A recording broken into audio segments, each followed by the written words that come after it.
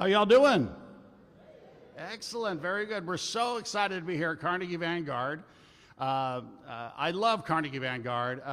Mr. Moss will tell you, I have visited Carnegie Vanguard over the years many, many times, and I remember going out to the old Carnegie Elementary when Carnegie Vanguard was out there and walking around and thinking, you know, this is my type of place. If I'd have been a student, I would have wanted to go to Carnegie Vanguard. Mr. Moss, I'm not sure I could have gotten in, but I would have tried really hard. So, yeah, there you go. Here, you already said I couldn't get in. I'm already honorary. I'm Bob Sanborn. I'm President and CEO of Children at Risk. And every year we do, for the last 19 years, we do school rankings all over the state of Texas. We look at data for every single public school in the state of Texas, and we look at who's doing well, especially who's doing well with low-income kids coming from low-income families, and we do this rating.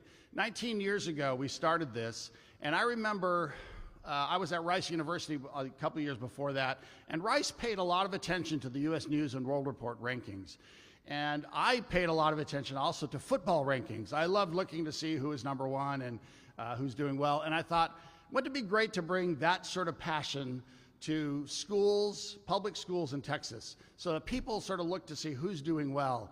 Moreover, what we really wanted was to see that parents and students and all of those interested in public education could really demand more of public officials, right? So we could see how our schools are doing and then ask our state and legislature to take action, because the belief is that public education is the great equalizer, right? This is what gets our population going.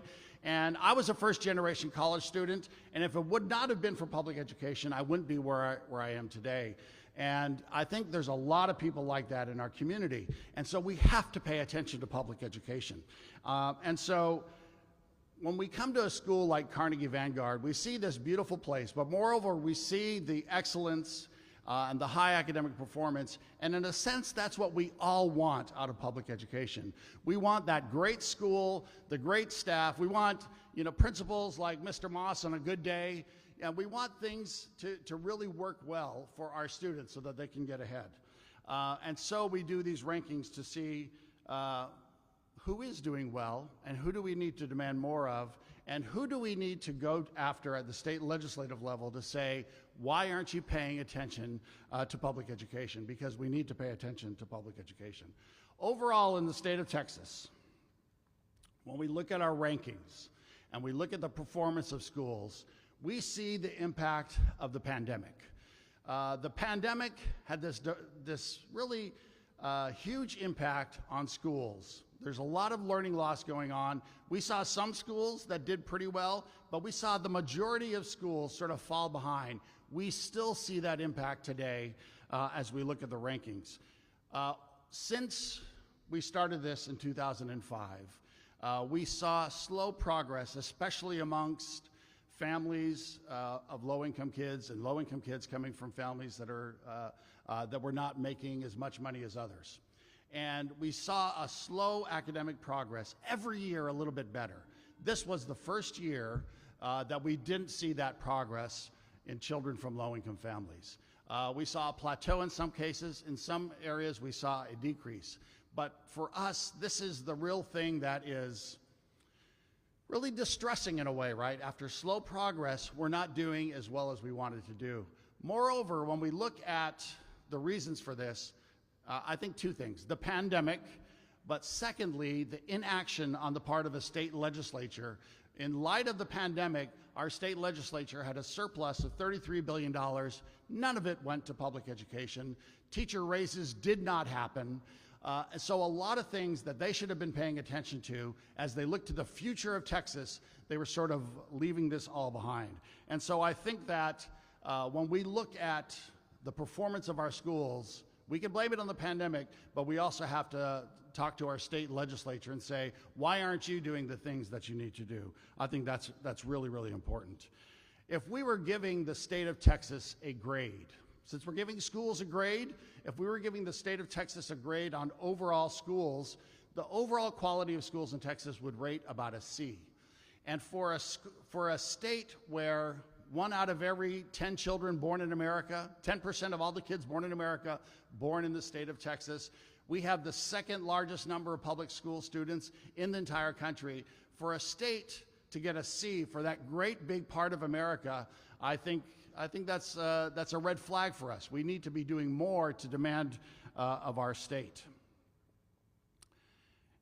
I think when we talk about teachers, our state has refused to, or at least to put on hold, investing in teachers. And I think that's an important part of the success here. When you get a C, you better start investing in your teachers. You better start investing in pre-K. You better start investing in good leaders. And those are the things that Texas is not doing. Total enrollment of public school kids in the state of Texas is 5 million. There are 5 million children in our public schools. That's more students than in 21 states combined total. When we look at the number of schools that we ranked, 7,213 schools, about 4,000 elementaries, 2,000 middle schools, and close to 1,300 high schools. When we look specifically at demographics, in Houston, 70% of the students in the greater Houston area are coming from low-income families. When we look at language, original language, 21% of students attending public schools in the Houston area are emergent bilingual or English language learners. When we look at children who are immigrants or children of immigrants, we're talking about 50% of our children. Many of you here today are children of immigrants.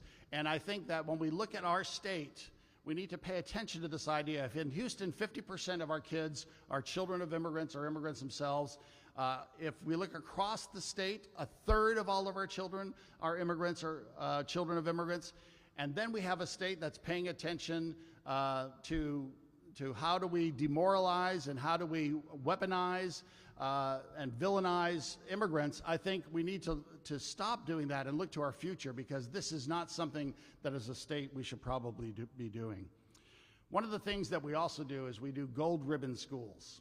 And gold ribbon schools are high-performing, high-poverty schools, schools that get an A or a B, but when we look at their student population, over 75% are coming from low-income families. Last year, when we did the rankings, there were 72 of those schools in Houston.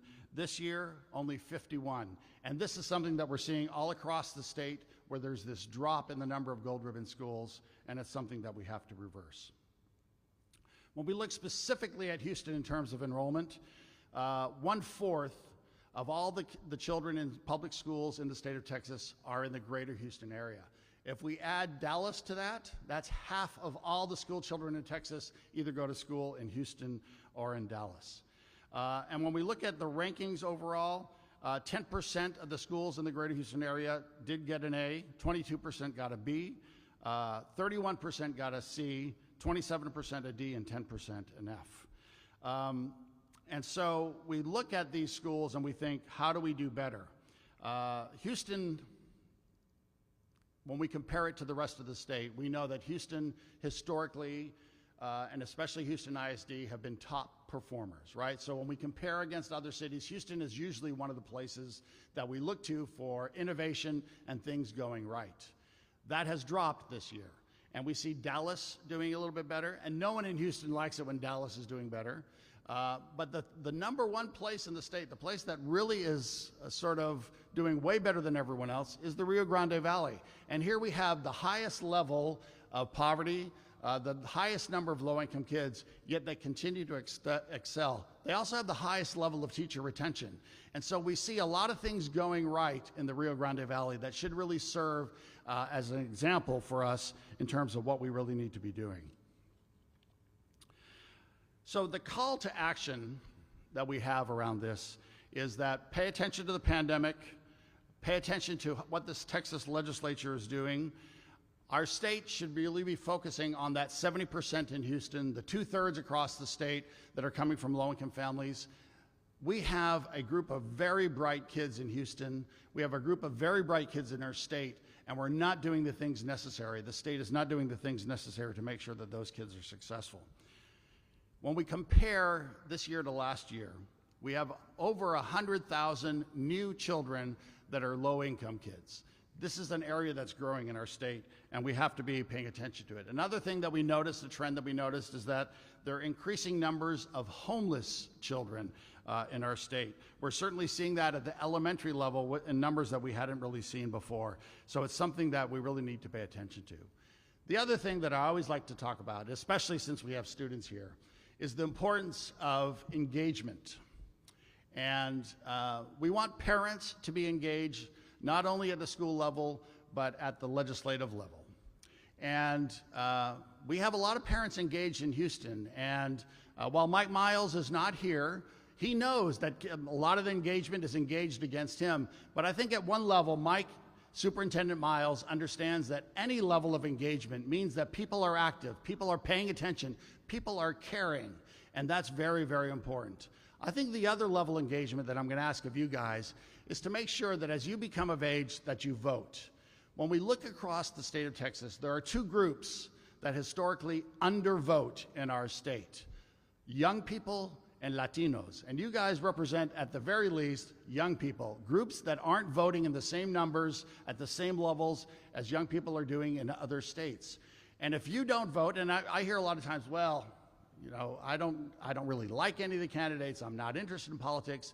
If you don't vote, it's old white guys in Waco that are going to be deciding for you what happens. And so you need to vote. You need to be doing the things possible so that schools, public education are getting the money. I think that's a real important thing for us. Let's go right to our schools and to see who's doing well within our schools.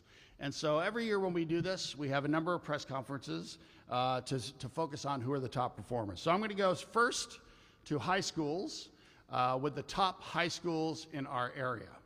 And we have the #1 school of each here. So in high schools, the #5 high school in the greater Houston area, Challenge Early College High School, Houston ISD. You can do polite applause, guys, that's okay. The #4 high school, also from HISD, Eastwood Academy. The #3 high school in the greater Houston area, from Alief ISD, Alief Early College High School. The #2 high school is also at Houston ISD. It's the Young Women's College Prep Academy. They're #2. And I'll say this about Young Women's Prep. When we look across the state, we see these Young Women's Prep high schools that are all doing very well. The top schools in Austin, in San Antonio, in Dallas. So they're doing very, very well. We know that single-sex learning for women is fantastic. The #1 high school in the greater Houston area, Carnegie Vanguard.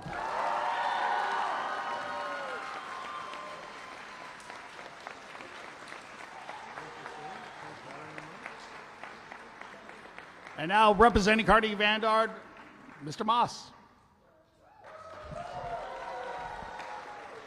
Good morning, everybody.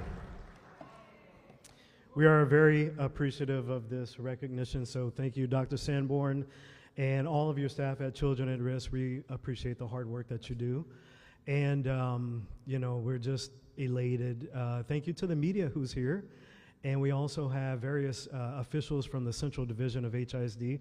Thank you for being here, and thank you for all your support. When you talk about engagement, we have a wonderful parent population and an exceptional PTO. We have an exceptional, phenomenal administration here. I see you in the room.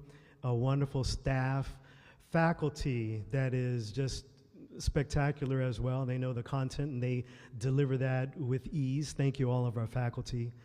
And then this last group these persons are so internally, intrinsically motivated to do well. I want to give a big shout out to all of our students. Congratulations, we did this. Thank you.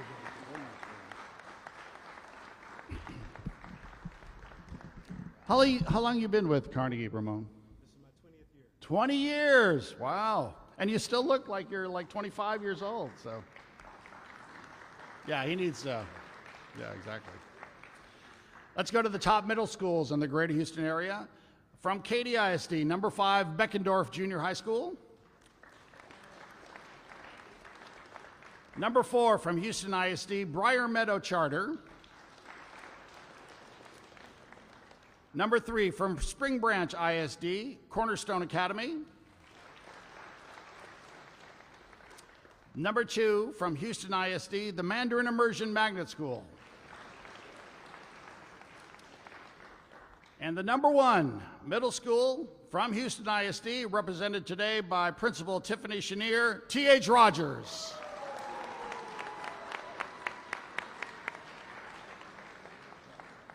Tiffany, say a few words. Good morning. What an exciting moment and event. And there are some former T.H. Rogers Rams in the audience. Kudos to you. I just want to start by saying I am very, very honored and humbled to accept this award on behalf of our incredible T.H. Rogers School community. A big thank you to you, Dr. Sanborn, and Children at Risk, for taking the time to recognize and to rank schools, all with the goal in mind to improve outcomes for students throughout our state. This is not about me, though I am the one accepting. This is about our incredible, amazing teachers, faculty, and staff, our administrative team, and our T.H. Rogers Rams. I am also in very good company, so congratulations to the other schools in the area that have earned high rankings. Thank you, thank you, thank you.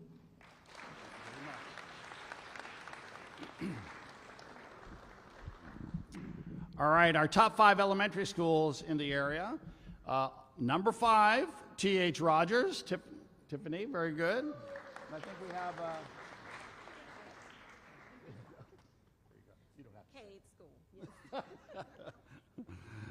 Excellent. The number 4 elementary from Katy ISD, Griffin Elementary. The number 3 elementary from Stafford, Stafford STEM Magnet Academy. The number 2 elementary from Lamar Consolidated ISD, Bess Campbell Elementary. And the number 1 elementary, and their principal's not here today, but from Fort Bend ISD, Commonwealth Elementary. Give them all a big hand.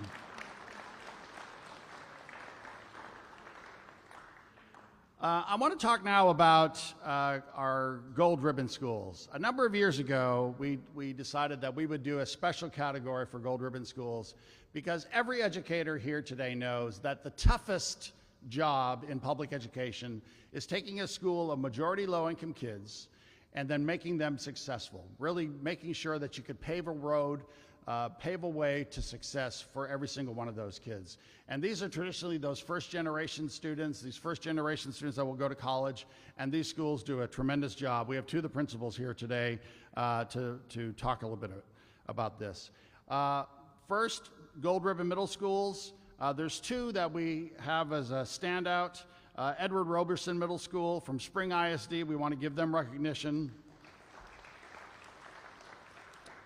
And then the top gold ribbon middle school, represented today by Principal Frank Brown from Galveston ISD, Austin Middle School. Principal Brown, come on up.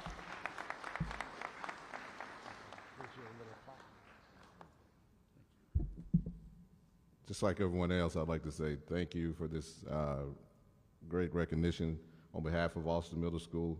Again, like she said, it's not about us, it's about the hard work and dedication of our staff and our students. And one of my philosophies is what happens in the classroom matters most. And so this is a payoff for what hard work will do. So congratulations to Austin Middle School and our great district, Galveston ISD. Thank you. Frank, what's the percentage of low-income kids that you have within your school, within Austin? It's right about 75% of low socioeconomic students at our campuses. Yeah, yes. You still made an A or B, which is Yeah, fantastic. thank you. Thank you very much. All right, appreciate it. Congratulations,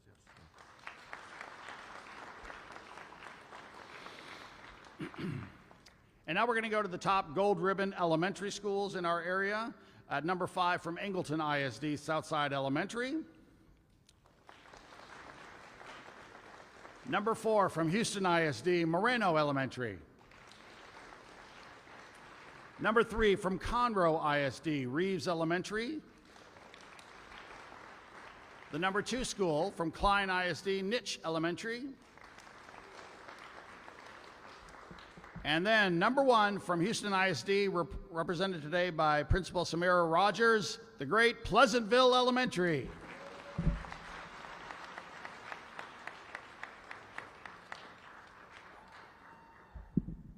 Probably the shortest one, sorry. Very, very grateful to be here. Thank you to Houston at Risk. We are a small but mighty elementary school located in East Houston, and I have to give all the credit really to my team, my teachers, my staff, my students. We are truly a school family, and that energy is exuded by the performance of our students. We plan to continue to work hard and continue to exceed the expectations. Would also like to give great thanks to the Central Division of Houston ISD for all of their support as we move forward and continue to try to do the best that we absolutely can at the hidden gem of the East, Pleasantville Elementary. Thank you. Thank you very much. All right. I thought for a few words we'd bring up Kristen Hull. She's the Chief Academic Officer for Houston ISD. And please give a big, warm welcome to Chief Hull.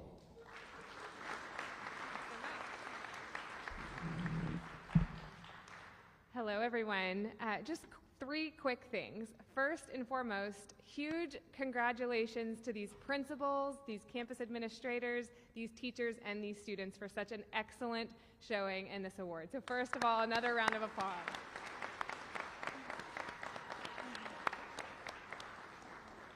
We ask a lot of them every day in and out, and they continue to exceed expectations, and it's a very exciting thing to see when we show up at these campuses.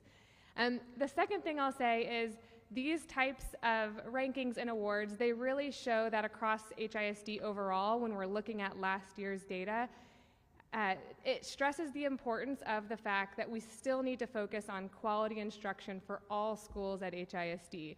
So these are great exemplars, but across the board, that's what we need to be focusing on in our schools.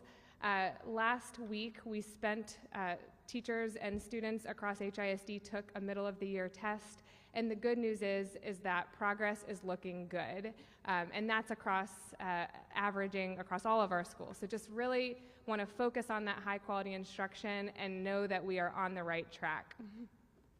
And then the last point I want to share is HISD is an open enrollment district, and so regardless of where you live, many families have the option to apply to schools all over HISD. That application process opened on Thursday the 18th. It's open until February 23rd, and so for parents to know, they have the option, if their students are eligible, to attend many of these great campuses across the district. So we just want to share that for parents out there listening, and again, congratulations one more time on the great success.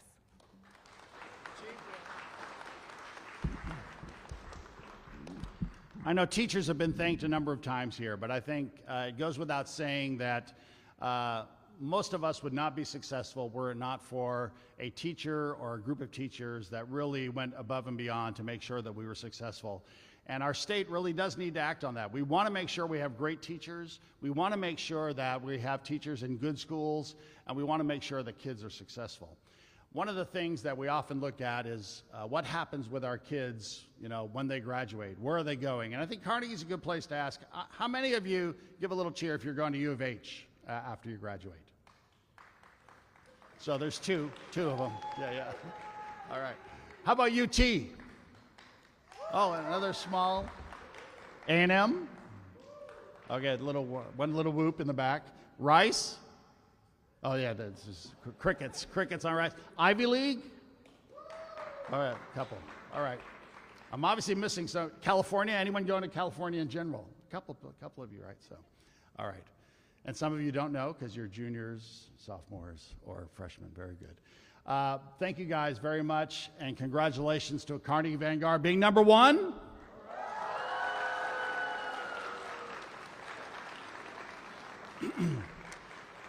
And I want to thank all the principals for your hard work. Thank you guys very, very much.